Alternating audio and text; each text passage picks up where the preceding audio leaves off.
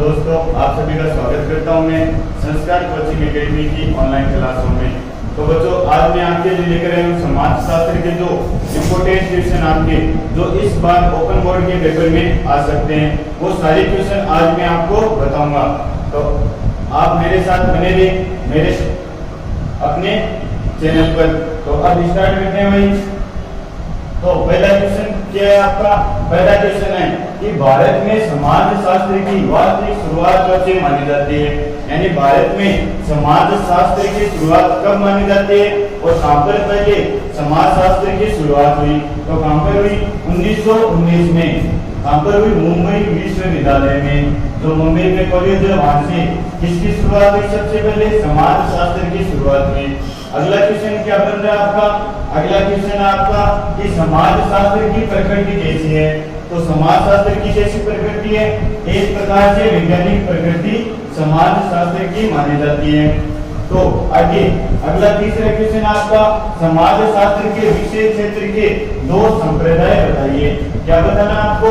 समाज शास्त्र के विषय में दो संप्रदाय बताने हैं कि दो संप्रदाय कौन कौन से हैं। तो कौन कौन से संप्रदाय? पहला स्वरूपात्मक संप्रदाय और दूसरा आपका समन्वयात्मक संप्रदाय।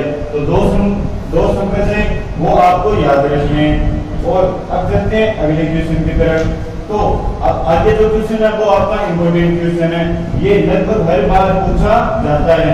ये क्वेश्चन आपका बारी बारी हर पेपर में रिपीट हो रहा है। तो क्वेश्चन हमारा, समाज शास्त्र को सामाजिक समूह का विज्ञान किसने कहा?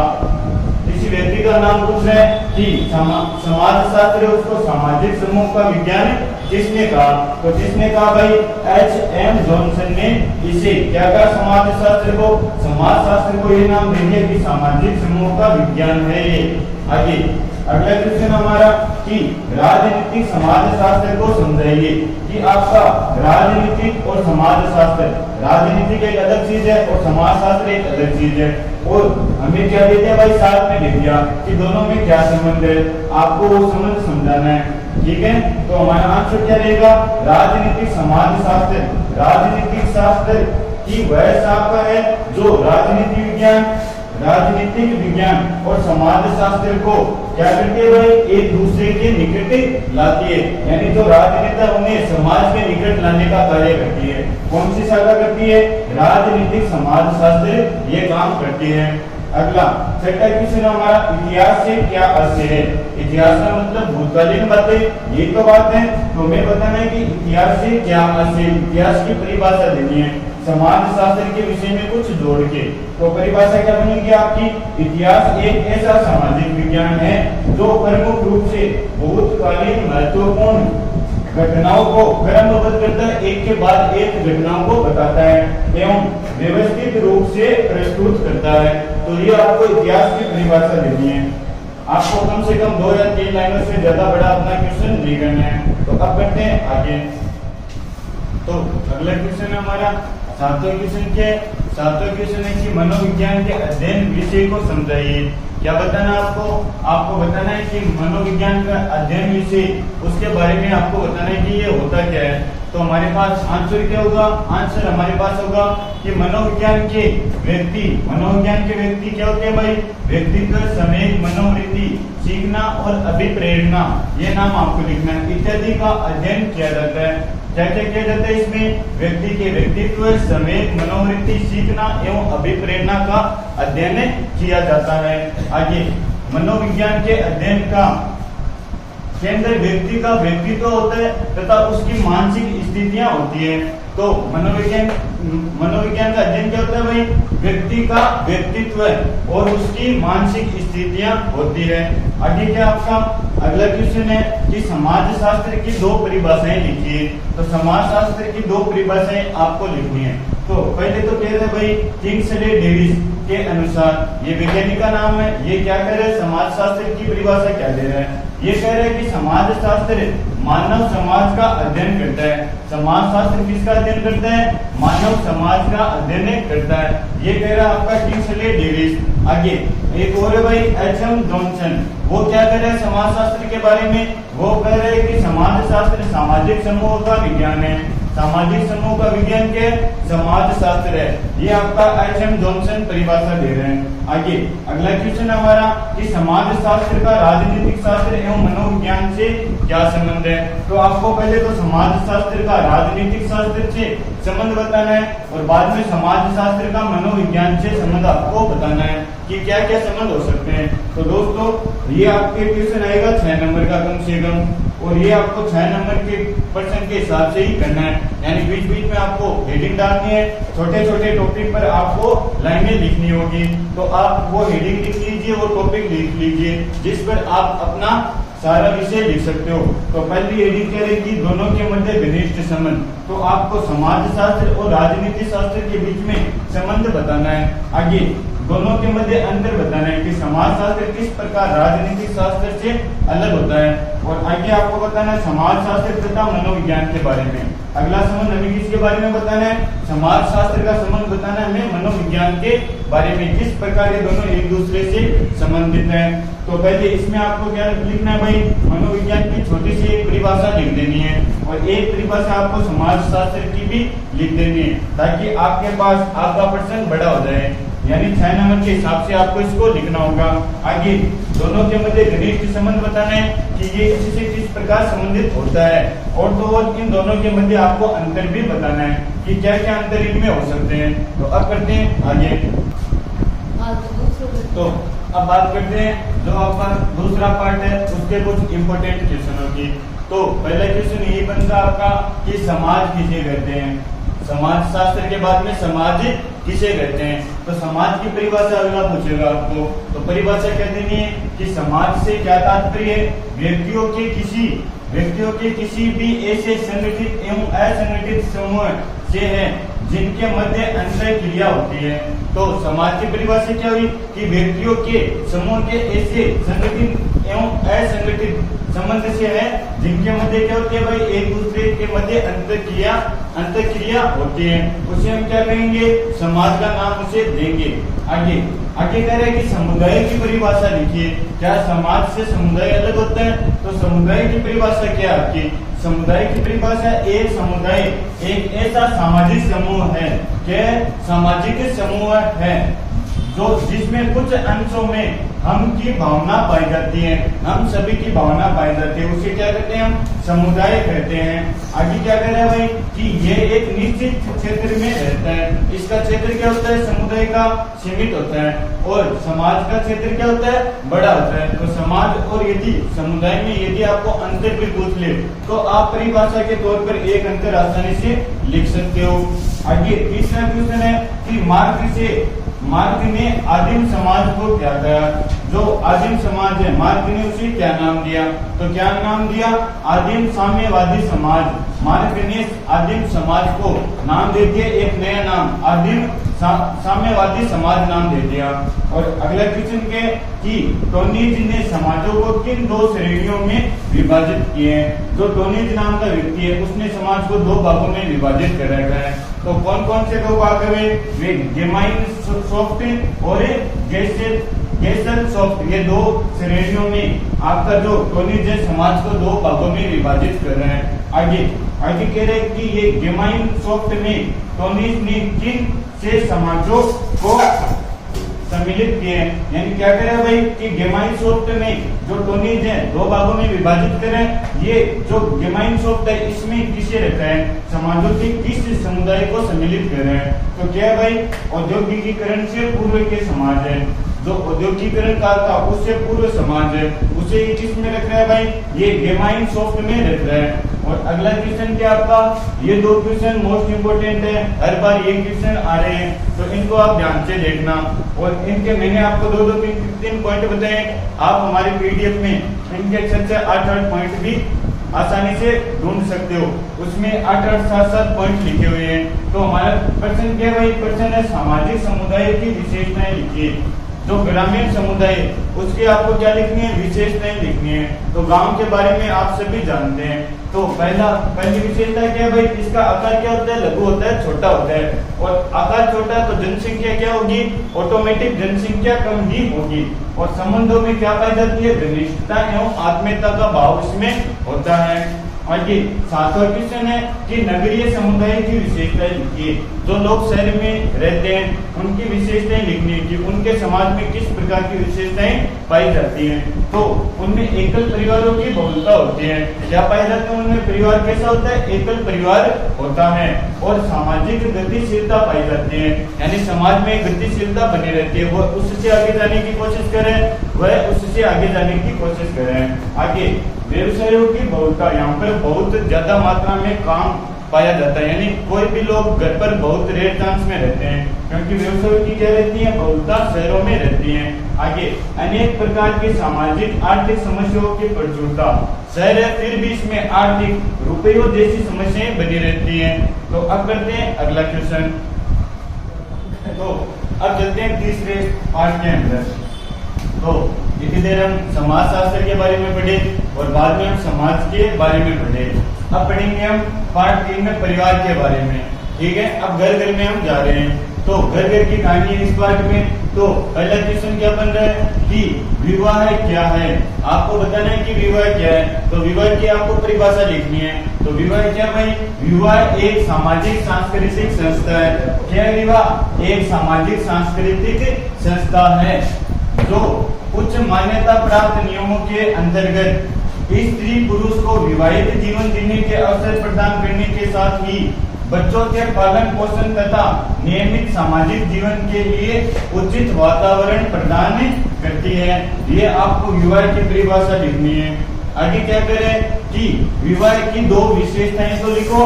तो विवाह की दो विशेषताएं क्या होगी? विवाह की स्वीकृति धार्मिक भी हो सकती है और वैधानिक भी हो सकती है। और विवाह का मुख्य उद्देश्य दो विषम लिंगियों के व्यक्तियों के मध्य संबंध को मान्यता प्रदान करना है। और अगला क्वेश्चन क्या आपका कि बहु विवाह के प्रकार बताओ। तो बहु विवाह के प्रकार क्या होगा भाई? बहुपत्नी विवाह, दूसरा प्रकार होगा बहुपति विवाह और तीसरा विवाह होगा समूह विवाह। और अगला क्वेश्चन हमारा कि निकाह क्या है? तो निकाह एक शिष्ट समझौता है जिसका उद्देश्य क्या होता है? संतान उत्पन्न करना एवं उनको वैध घोषित करना होता है। और अगला हमारा पांचवा क्वेश्चन है कि ईसाई विवाह के प्रकार बताइए कि ईसाई विवाह के दो प्रकार कौन कौन से हैं। तो धार्मिक विवाह और सिविल मैरिज, ये दो प्रकार होते हैं ईसाई विवाह के। और अगला क्वेश्चन हमारे कि नातेदारी कितने प्रकार की मानी जाती है। जो नातेदारी जो रिश्ते नाते हैं वो कितने प्रकार के होते हैं। तो एक तो रक्त संबंधी नातेदारी होती है और एक विवाह संबंधी नातेदारी होती है और तीसरी होती है वह काल्पनिक नातेदारी होती है। आगे सातवां क्वेश्चन है कि परिवार क्या है? परिवार की आपको एक परिभाषा लिखनी है। तो परिवार क्या है? जब दो संबंधी एक दूसरे से निश्चित दूरी बनाए रखते हुए परस्पर अंतःक्रिया करते रहते हैं तो इसे हम क्या कहते हैं? इसे हम परिवार का नाम देते हैं। आगे आठवां क्वेश्चन है कि ईसाई विवाह की आपको विशेषताएं लिखनी है। तो ईसाई विवाह की विशेषता में क्या लिखोगे कि ईसाई विवाह स्त्री पुरुष के बीच एक समझौता होता है। यह समझौता आजीवन रहता है, पूरी जिंदगी रहता है। आगे इस समझौते के द्वारा संतान उत्पत्ति के माध्यम से परिवार का निर्माण किया जाता है और परिवार के बाद में समाज का निर्माण होता है। तो अब करते हैं आगे क्वेश्चन। तो हमारा 9वां क्वेश्चन है जो आपका 6 नंबर का क्वेश्चन आएगा। तो इसमें मैं आपको एक केवल टॉपिक बता रहा हूँ, इन टॉपिक पर आपको इसका उत्तर लिखना है। तो क्वेश्चन क्या आपका कि भारत में आधुनिक युग में परिवार के स्वरूप में आए परिवर्तन के कारकों का विवेचन कीजिए। क्या करें? जो आज का आधुनिक युग है उसमें परिवार का स्वरूप क्या रह गए हैं, उनके जो बदलाव आया परिवार में उनके कारकों का आपको वर्णन करना है। तो पहला कारक औद्योगिकीकरण, जो उद्योग बढ़ते जा रहे हैं उनके बारे में आपको लिखना है। और दूसरा आपको लिखना है नगरीकरण के बारे में, यानी जो नगर जिस तरह नगर की वृद्धि हो रही है, जिस तरह शहरों का बढ़ाव हो रहा है उसके विषय में आपको लिखना है कि उससे एक परिवार पर क्या असर पड़ता है। और अगला क्वेश्चन अगला हमारा भाई टॉपिक रहेगा कि पश्चिम शिक्षा तथा आधुनिक सोच, जो आज की सोच है उसके बारे में बताना है। जो पश्चिमी शिक्षा है, जो पश्चिम की तरफ से है, अरब कंट्री की तरफ से जो शिक्षा हमारे देश में आई है उसके बारे में लिखना है। और जो उससे आधुनिक सोच बन गई है उसके बारे में लिखना है कि एक परिवार किस प्रकार बदलता जा रहा है। और आगे परिवार में मनोवैज्ञानिक द्वंद्व, यानी जो परिवार में आप द्वंद्व देखने को मिलते हैं उनके बारे में आपको बताना है। और सामाजिक कानून कि समाज इन द्वंद्वों को रोकने के लिए परिवार में होने वाले उनके लिए क्या कानून बना रहे हैं, उन कानूनों के बारे में आपको 5-7 लाइनें लिखनी है। यानी प्रत्येक टॉपिक पर आपको 5 से 7 लाइनें इसमें लिखनी है। तो ये आपका निबंधात्मक प्रश्न रहेगा। आगे बात करते हैं चौथे पाठ की। तो चौथा पाठ क्या है भाई? पहला क्वेश्चन ये कि सांस्कृतिक तत्व से आप क्या समझते हैं। जो संस्कृति के तत्व है, सांस्कृतिक तत्व, उससे आप क्या समझते हैं? तो संस्कृति की वह सबसे छोटी इकाई जिसका और अधिक विभाजन उसे विघटित नहीं किया जा सकता, उसे क्या कहते हैं? हम सांस्कृतिक तत्व कहते हैं। और अगला क्वेश्चन है कि सांस्कृतिक तत्व की प्रमुख विशेषताएं बताइए। सांस्कृतिक तत्व की परिभाषा तो बता दी, अब उसकी 2-4 विशेषताएं भी बता दो। तो विशेषता क्या रहेगी आपके पास कि सांस्कृतिक तत्व किसी भी संस्कृति की सबसे छोटी इकाई होती है। यानी एक तो जो परिभाषा है वही इसकी क्या बता रहे हैं? विशेषता बता रही है। आगे सांस्कृतिक तत्व गतिशील होते हैं तथा परिवर्तनशील होते हैं, यानी समय के साथ ये बदलते रहते हैं और पीढ़ी दर पीढ़ी गतिशील भी संस्कृति हमारी रहती है। और आगे क्या करें? ये आपस में व्यवस्थित होते हैं तथा संगठित होते हैं। और अगला क्वेश्चन आपका जो आपका 5वां पार्ट है उससे जो मोस्ट इंपोर्टेंट क्वेश्चन है वही बता रहा हूँ आपको, चाहे वो क्वेश्चन 2 बनो चाहे 1 क्वेश्चन बनो पार्ट में से, इनके बाहर आपके कुछ नहीं आने वाला है। तो हमारा प्रश्न है कि सामाजिक नियंत्रण की विशेषताएं लिखिए। जो समाज में नियंत्रण, समाज हमारा कायम है, उसकी क्या लिखनी है? हमें विशेषताएं लिखनी है। तो विशेषताएं क्या होगी कि सामाजिक नियंत्रण के 3 स्तर होते हैं। कितने स्तर होते हैं? 3 स्तर होते हैं। पहला स्तर है कि समूह का समूह पर नियंत्रण रहता है। जो एक समाज है वो दूसरे समाज पर अपना नियंत्रण कायम रखता है। आगे समूह का व्यक्तियों पर नियंत्रण, जो लोगों का समूह है वो किसी एक व्यक्ति पर भी नियंत्रण रख सकते हैं। तथा व्यक्तियों का व्यक्ति पर नियंत्रण, एक व्यक्ति दूसरे व्यक्ति पर किस प्रकार नियंत्रण रखता है, ये इसमें आपको बताना है। और दूसरी विशेषता क्या हो सकती है कि सामाजिक नियंत्रण द्वारा विघटनकारी प्रवृत्तियों को पर अंकुश लगाया जा सकती है। जो घटनाएं विघटनकारी साबित हो सकती है, जो सामाजिक नियंत्रण है इस पर क्या लगाता है भाई? अंकुश लगाता है, एक तरह से रोक लगाता है। और अगला क्वेश्चन हमारा कि सामाजिक नियंत्रण क्यों आवश्यक है। सामाजिक नियंत्रण की परिभाषा बता दी, उसकी विशेषता बता दी। अब बताना है कि ये आवश्यक क्यों है समाज के लिए।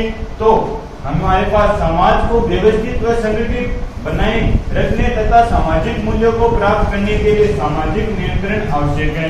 क्या करें कि समाज को नियंत्रण, एक तरह से नियंत्रण करना और व्यवस्थित तथा एक संगठन के अंदर बनाए रखना, इसके लिए समाज को व्यवस्थित, इसलिए सामाजिक नियंत्रण आवश्यक है। एक दूसरे पर नियंत्रण रखना भी आवश्यक है। और जो अगला तीसरा क्वेश्चन है वो आपका निबंधात्मक क्वेश्चन है, ये भी आपका 6 नंबर का रहेगा। तो सामाजिक नियंत्रण को परिभाषित करते हुए क्या करना? आपको सामाजिक नियंत्रण की परिभाषा लिखनी है और इसकी विशेषताएं, यानी 2 क्वेश्चनों को मिलाकर आपको 1 क्वेश्चन दे रहा है, तो यही उत्तर आपको वापस इसमें लिखना होगा।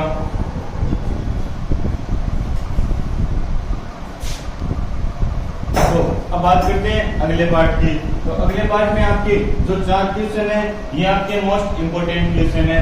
चौथा क्वेश्चन बड़ा है, ये मैं आपको इनके बाद में बताने जा रहा हूँ। तो पहला क्वेश्चन क्या है कि समाज से क्या आशय है। तो आपको समाज की परिभाषा ही देनी है और समाज की परिभाषा हम बार बार आगे जो पार्ट है उनमें देख चुके हैं। तो समाज की परिभाषा मैंने आपको क्या बताई है? मैंने समाज के बारे में बताया कि समाज व्यक्तियों का एक संकलन है।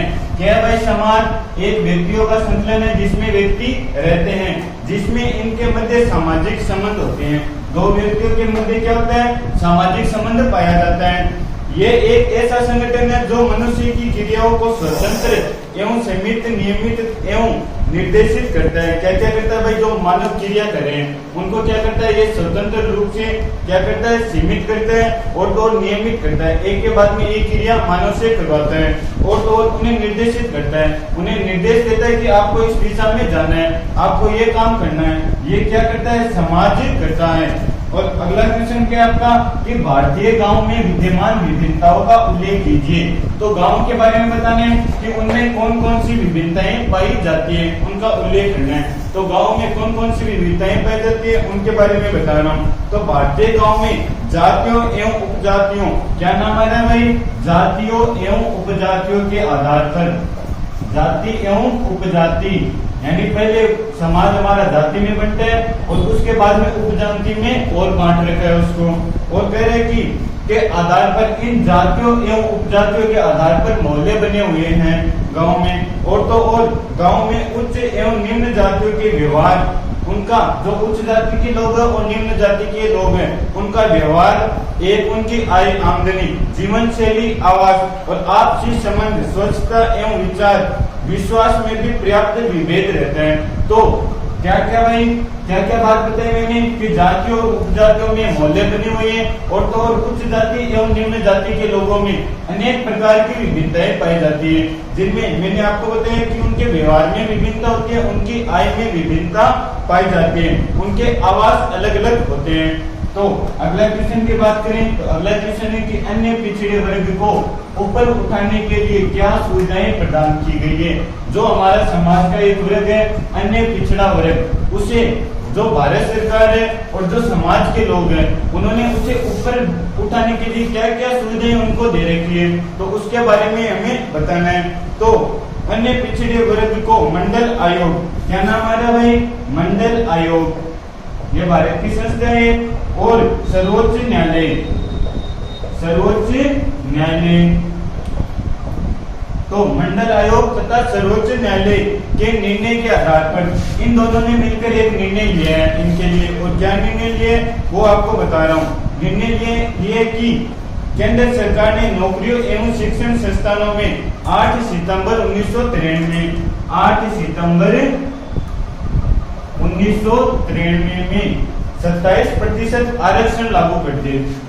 क्या कर दे दिया, कह रहे कि सरकारी जॉब में इनके पास कितना आरक्षण है, 27% आरक्षण है, यानी 100 का पेपर हो रहा है तो यदि इनके 27% भी आ रहे हैं तो ये क्या है भाई, पास है। यदि इनके 37 आ रहे हैं तो भी पास है। और कुछ तो ऐसे भी जिनकी सीटें भी फिक्स कर देते हैं, यानी आपको केवल पेपर देके आना है, आपकी सीट फिक्स है। ऐसे भी अन्य पिछड़े वर्ग के लिए भारत सरकार ने 8 सितंबर 1993 को आरक्षण प्रदान इनको कर रखा है। अब जो क्वेश्चन बता रहा हूं वो आपका मोस्ट इंपोर्टेंट क्वेश्चन है भाई, उसको ध्यान से देख लेना। तो हमारा अगला क्वेश्चन है कि पुरुषार्थ से आप क्या समझते हैं, पुरुषार्थ से आप क्या समझते हैं और इसके विभिन्न और कितने पुरुषार्थ है उनके नाम लिखने और आपको उनका वर्णन भी करना है कि कितने पुरुषार्थ है, उनके आपको नाम लिखना है और उनका वर्णन भी करना है। क्या करना है आपको, पहले पुरुषार्थ की परिभाषा बतानी है कि पुरुषार्थ होता क्या है और बाद में कितने प्रकार के होते हैं और उनका नाम तो लिखना और उनका वर्णन भी आपको करना है। तो पहला पुरुषार्थ होता है धर्म, क्या होता है भाई, धर्म। और दूसरा पुरुषार्थ है आपके अर्थ, पहला धर्म दूसरा अर्थ, और तीसरा पुरुषार्थ है काम, और चौथा पुरुषार्थ है आपका मोक्ष। ये 4 आपके पास पुरुषार्थ होते हैं। कौन कौन से होते हैं पुरुषार्थ, धर्म, अर्थ, काम, मोक्ष। तो आपको पहले पुरुषार्थ की परिभाषा लिखनी है और बाद में इनका विस्तृत वर्णन करना है, यानी ये आपको कम से कम 10 लाइनों या फिर 1 पेज में इनका आंसर देना है। और यदि आप इसका उत्तर चाहते हो तो कमेंट में मुझे जरूर बताना, मैं आपके लिए इनकी पीडीएफ भी दे दूंगा डिस्क्रिप्शन में। तो अब चलते हैं अगले पार्ट की तरफ। तो अब बात करते हैं 7वें पार्ट में जो आपकी इंपोर्टेंट क्वेश्चन बन रहे हैं उनकी। तो पहला क्वेश्चन ये बनना है कि भारत में अनुसूचित जातियों की समकालीन स्थिति को स्पष्ट कीजिए। जो अभी भारत में अनुसूचित जाति है उनकी जो उनकी क्या भाई स्थिति है उनके बारे में आपको बताना है।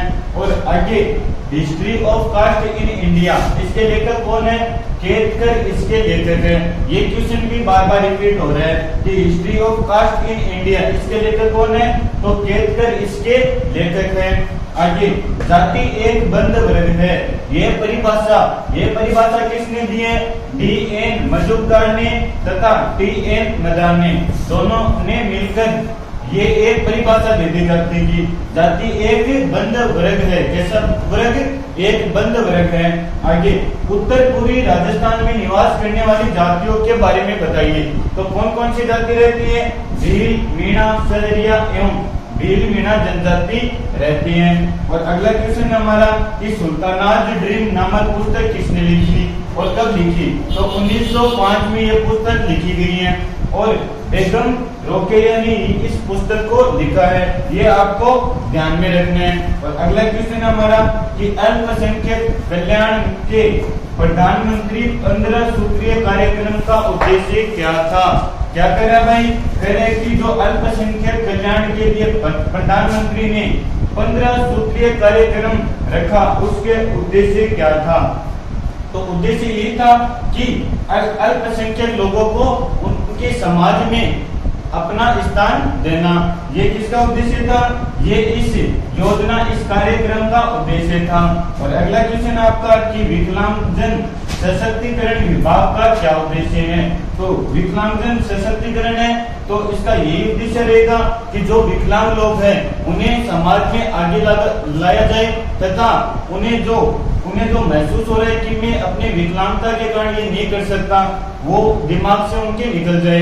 ये प्रयास कौन करे? किसका उद्देश्य है? ये इस विभाग का उद्देश्य रहेगा। और आगे, स्वतंत्रता भारत में महिलाओं के उत्थान के लिए किए गए प्रयासों की विवेचना कीजिए। इनके आप टॉपिक बनाओगे, बिंदु आप टॉपिक बनाओगे और क्रम से उन टॉपिक के हिसाब से इनमें लाइनों में लिखोगे। यानी आपको इसमें केवल पार्ट सा नहीं छापना है। ये आपका 6 नंबर का क्वेश्चन है तो टॉपिक वाइज आपको बनना है, इनमें आपको अलग अलग टॉपिक बनाने हैं। तो अब चलते हैं अगले पार्ट की तरफ। 8वें पार्ट की क्वेश्चन है कि आपको ये परिभाषा पूछ सकता है अगला, जो कि बहुत ही इंपॉर्टेंट है। और इन 4 परिभाषाओं में से एक परिभाषा हर बार प्रश्न पत्र में आ रही है। तो पहली परिभाषा है कि औद्योगिकीकरण क्या है, दूसरी परिभाषा नगरीकरण की, तीसरी संस्कृतिकरण की और चौथी है पश्चिमीकरण की परिभाषा। और अब जो क्वेश्चन बता रहा हूँ 3 क्वेश्चन, उनमें से एक क्वेश्चन आपके इस बार आने वाला है। तो पश्चिमीकरण का अर्थ यानी पश्चिमीकरण की परिभाषा ये पूछ रहा है अगला। आगे, पश्चिमीकरण का प्रभाव जीवन के किन क्षेत्रों पर पड़ रहा है? और आगे अगला क्वेश्चन है भारतीय संस्कृति की भोजन शैली को पश्चिमीकरण किस रूप से प्रभावित करता है? जो भारतीय संस्कृति की भोजन शैली है उसे जो पश्चिमीकरण है वह किस प्रकार से बदल रहा है, ये आपको बताना है। तो अब आगे चलते हैं 9वें पार्ट में। तो 9वें पार्ट में पहला क्वेश्चन है कि पंचायती राज संस्था को संवैधानिक मान्यता कब प्राप्त हुई? तो 1993 में किसे प्राप्त हुई भाई? पंचायती राज को संवैधानिक मान्यता प्राप्त हुई। और कौन से संविधान में? संविधान में जो 73वां संशोधन हुआ उसमें क्या किया गया? पंचायती राज को क्या दे दिया भाई? संवैधानिक मान्यता दे दी। आगे दूसरा क्वेश्चन ये आपका कि पंचायती राज में महिलाओं का आरक्षण बताइए कि पंचायती राज में महिलाओं का आरक्षण क्या रहेगा? तो 33% आरक्षण महिलाओं का होता है। और पंचायती राज संस्थाओं का कार्यकाल कितना होता है? तो इनका कार्यकाल केवल 5 सालों का होता है। और राजस्थान का विधानसभा में पंचायती राज अधिनियम पारित हुआ। कब पारित हुआ? तो 2 सितंबर 1959 को क्या पारित हुआ भाई? विधानसभा में राजस्थान की पंचायती राज अधिनियम पारित हुआ। आगे अगला क्वेश्चन है कि सरपंच का चुनाव कौन करता है? तो सरपंच का चुनाव जनता प्रत्यक्ष रूप से अपना वोट देकर करती है। और ग्राम पंचायत के 2 कार्य लिखने हैं आपको कि ग्राम पंचायत के 2 कौन से कार्य हैं वो आपको लिखने हैं। और राजस्थान में कुल पंचायत समितियां कितनी है? तो राजस्थान में 237 पंचायत समितियां हैं। परिषद में सदस्यों के प्रकार बताने हैं कि परिषद में सदस्यों के प्रकार कौन कौन से हैं? तो एक तो निर्वाचित सदस्य जिन्हें जनता चुनती है और दूसरा मनोनीत सदस्य जिन्हें खुद नेता मुख्यमंत्री अपनी इच्छा से उन्हें मनोनीत करता है वो सदस्य। और 9वां क्वेश्चन है कि 4 लाख की जनसंख्या वाले परिषद क्षेत्र में निर्वाचन क्षेत्रों की व्यवस्था, यानी कितने क्षेत्रों की व्यवस्था की गई है? तो 17 निर्वाचन क्षेत्रों की व्यवस्था है। जिस क्षेत्र में 4 लाख से ज्यादा जनसंख्या, उनमें कितने निर्वाचन क्षेत्र? 17 निर्वाचन क्षेत्र होते हैं। और 10वां क्वेश्चन है कि सर्वप्रथम पंचायती राज का उद्घाटन कहाँ हुआ और कब हुआ? तो सबसे पहले पंचायती राज का उद्घाटन 2 अक्टूबर 1959 को हुआ। और कौन से जिले में हुआ? तो नागौर जिले में इसका उद्घाटन सर्वप्रथम हुआ। अब बात करते हैं 10वें तथा 11वें पाठ की। तो 10वें पाठ में हमारे इंपोर्टेंट क्वेश्चन है।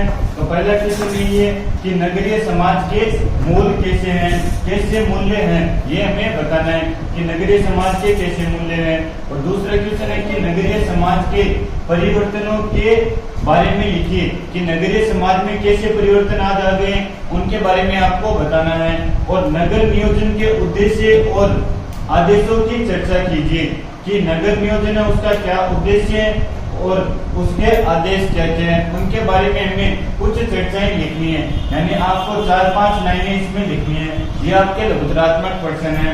और आगे नगरीयता की परिभाषा देनी है आपको कि नगरीयता क्या होती है, उसकी परिभाषा लिखनी है। और 5वां क्वेश्चन है नगरीय समाज की आर्थिक संरचना का मूल आधार क्या है? तो अर्थ शक्ति।